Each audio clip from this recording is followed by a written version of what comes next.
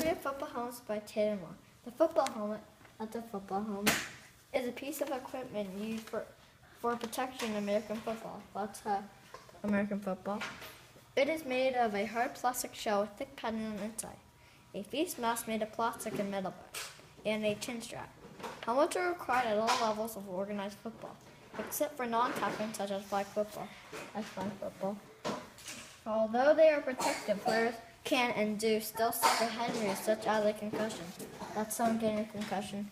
The football helmets have changed over time as different materials have become available and as the rules of the game have changed. That's all the football helmets. In 1888, the College Football Rules Convention voted to allow tackling below the waist. This made the game more dangerous, and so pads became more important for safety. That's the first football team with the pads. However, helmets were the last thing to be accepted.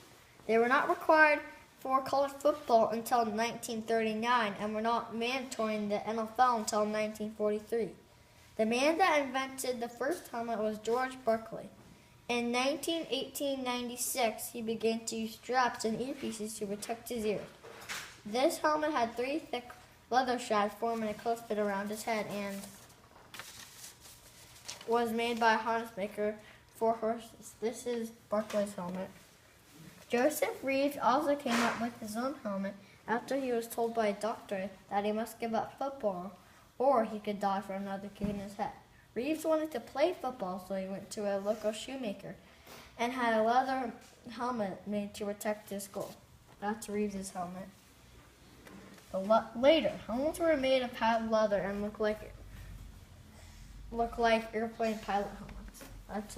That's a baby aviator helmet.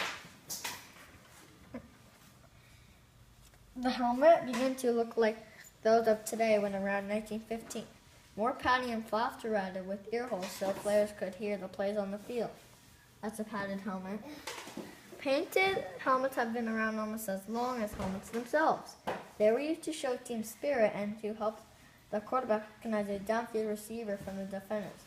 Professional team logos started in 1948 when Fred Gurkey, a halfback for the Los Angeles Rams, as well as a university art student, began painting a horn design on all of the Rams' helmets. That's Gurkey's helmet.